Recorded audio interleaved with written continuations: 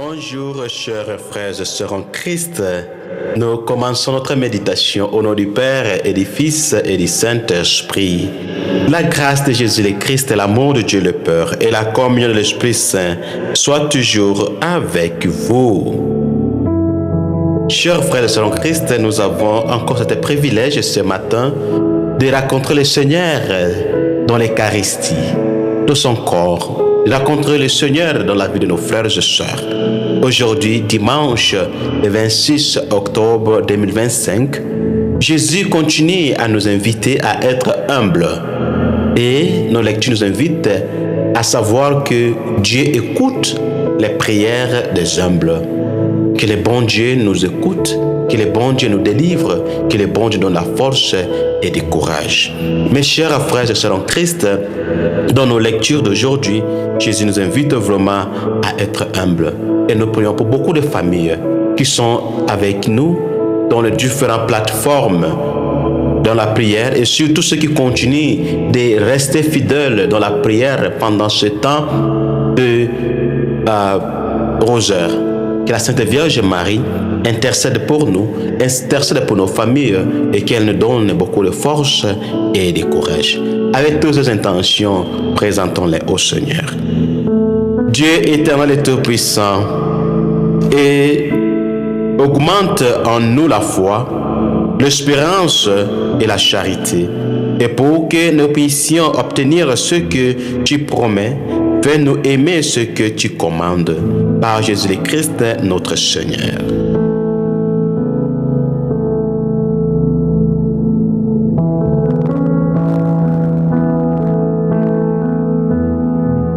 Première lecture. Lecture du livre de Ben Sira, le sage, chapitre 35, versets 15 à 17, et puis 20 à 22. Réponse au psaume. Psaume 33. Deuxième lecture. Lecture de la deuxième lettre de Saint Paul apôtre à Timothée. Chapitre 4, versets 6 à 8, et puis 16 à 18. Le Seigneur soit avec vous. Évangile de Jésus-Christ selon Saint Luc, chapitre 18, versets 9 à 14. En ce temps-là, à l'adresse de certains qui étaient convaincus d'être justes et qui méprisaient les autres, Jésus dit la parabole que voici. Deux hommes montèrent au temple pour prier.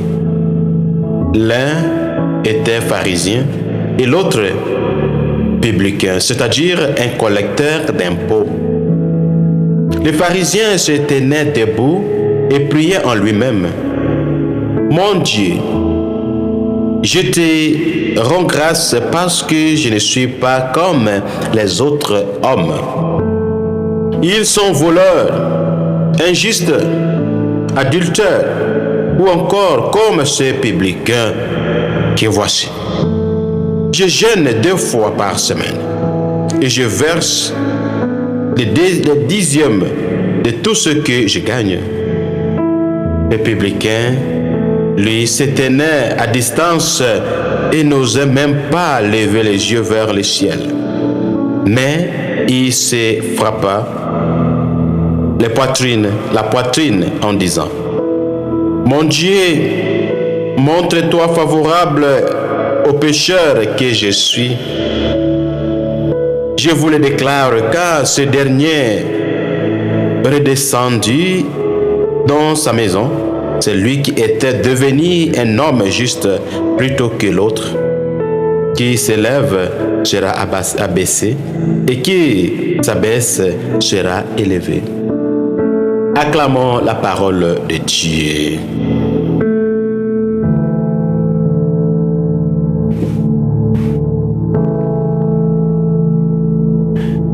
Mes chers frères et sœurs en Christ, merci pour votre disponibilité. Si c'est votre première fois d'être avec nous dans cet meilleur endroit que vous voyez, Que le bon Dieu vous bénisse. Si vous écoutez ou vous nous regardez sur YouTube, TikTok ou partout que vous aurez la chance de nous suivre, ce n'est pas par accident. C'est Dieu qui a voulu que ça soit. Et je vous demande de faire l'effort de ne pas rater des prochaines occasions pour nous faire comprendre qu'il faut s'abonner, aimer et partager. Je prie pour vous, pour vos familles et tous ceux qui sont en format cher dans votre vie. Soyez rassurés de mes prières, soyez rassurés de tout ce que nous faisons. C'est le bon Dieu qui vous bénira. Mes chers frères et sœurs en Christ, c'est 30e dimanche du temps ordinaire, dimanche le 26 octobre 2025. Et dans nos lectures, comme j'ai déjà introduit les points importants, notre thème est « Le Seigneur écoute le cœur des humbles ». Le Seigneur écoute les prières de cœurs humbles. Et nous avons 3 points qu'on va méditer ce dimanche. Premier point, plus rapidement. Dieu écoute les humbles, pas des orgueilleux. Dieu écoute les humbles, pas les orgueilleux. Dans la première lecture et l'évangile, nous raconterons comment Dieu est prêt à sauver les humbles. Les pharisiens se vantent devant Dieu alors que le publicain se reconnaît pécheur. Mes chers frères et sœurs en Christ, pour expliquer un peu, les pharisiens et les collecteurs d'impôts, ils étaient 2 classes. Ils étaient tous les gens des mêmes villes. Mais la différence était que les pharisiens étaient considérés comme les religieux, les gens qui partaient à l'église, les gens qui, les enfants, étaient toujours qui jouaient seulement avec les choses saintes, les enfants qui jouaient seulement dans l'église, comme beaucoup de nos parents aujourd'hui. Du coup, parfois ils jouaient même les rôles de prêtres, les rôles de catéchistes, les rôles que nous avons aujourd'hui. Ce sont les gens-là qu'on les appelait les pharisiens.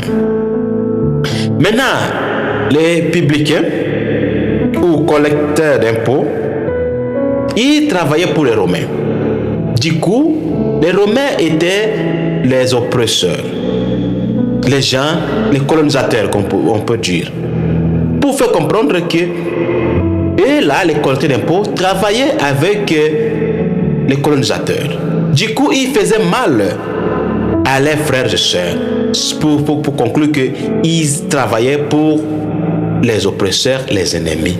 Et pour ça, ils étaient considérés comme les voleurs.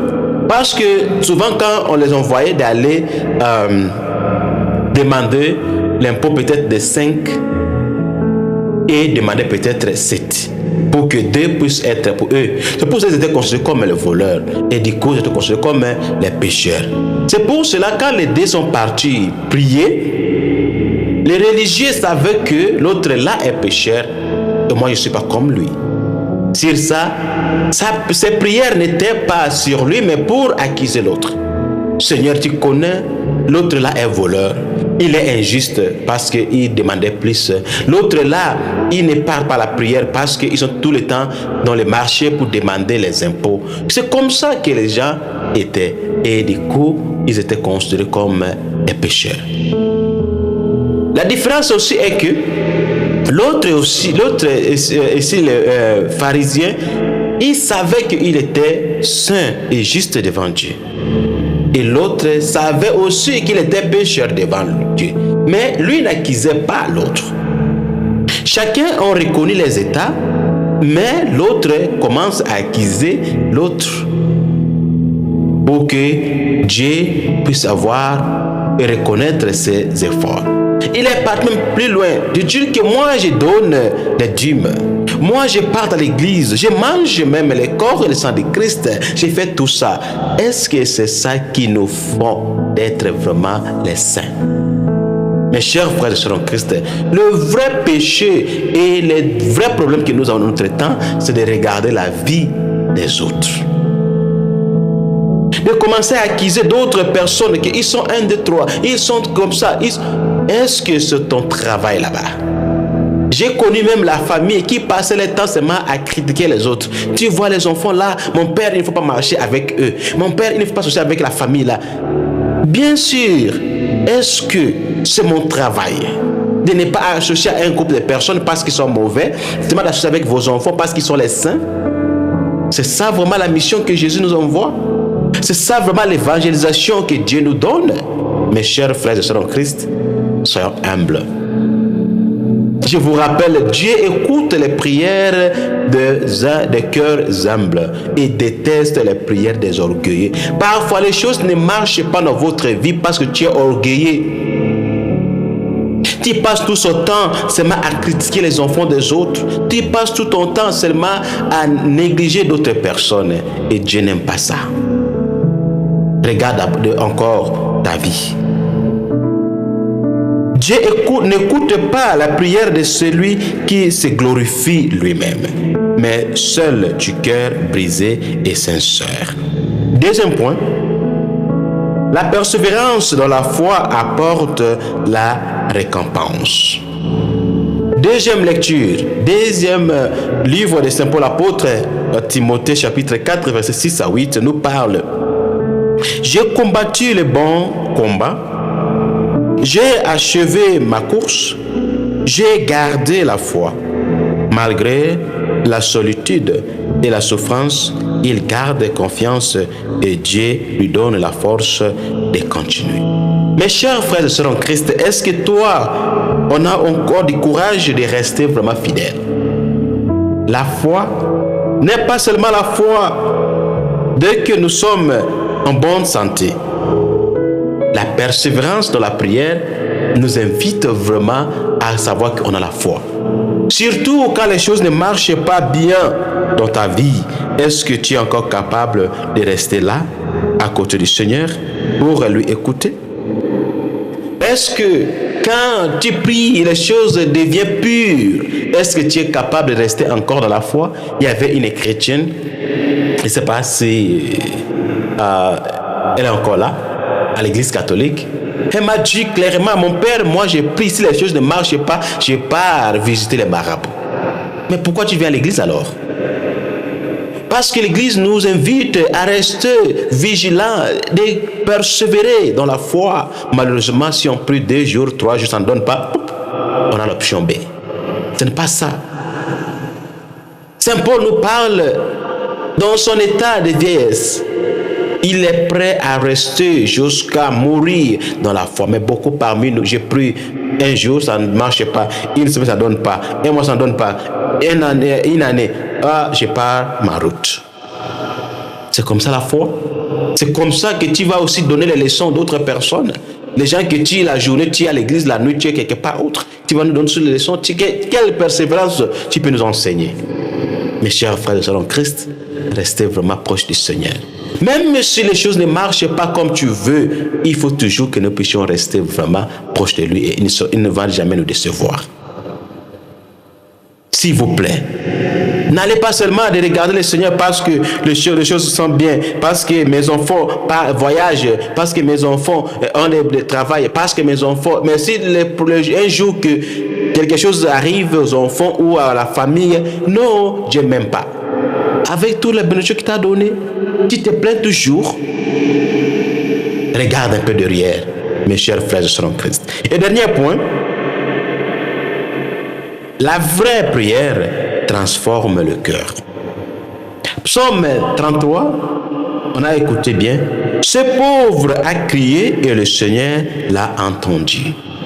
Toi qui détestes les pauvres parce qu'ils ne sont pas de ton classe, toi qui ne marches pas avec un groupe de personnes parce qu'ils sont considérés comme les voleurs, toi qui négliges les enfants des autres parce qu'ils n'ont pas les qualités que tes enfants ont, parce qu'ils ne partent pas à l'église comme à l'école comme tes enfants. Mais je vous rassure, Dieu que nous négligeons là, il a un plan pour tous. Ce pauvre, le jour qu'il va prier devant Dieu, Dieu va lui écouter avant même toi qui se considère comme meilleur et saint devant les autres. Que le bon Dieu nous aide, qu'il nous protège tous. Prions encore le Seigneur. Seigneur Jésus, rends notre cœur humble et fidèle. apprends-nous à persévérer dans la foi et à prier d'un cœur sincère qui se laisse transformer dans la prière. Par Jésus le Christ, notre Seigneur et notre Dieu, qui viserait avec toi le Saint-Esprit, maintenant et pour le siècle des siècles. Amen.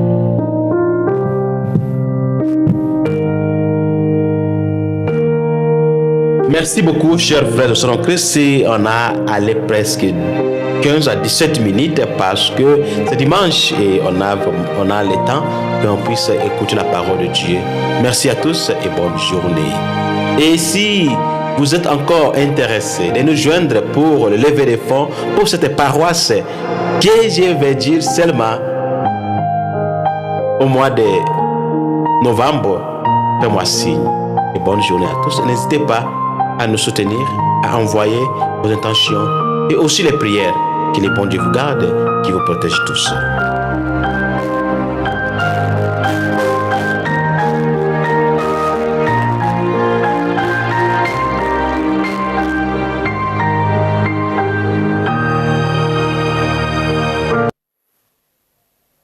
Le Seigneur soit avec vous.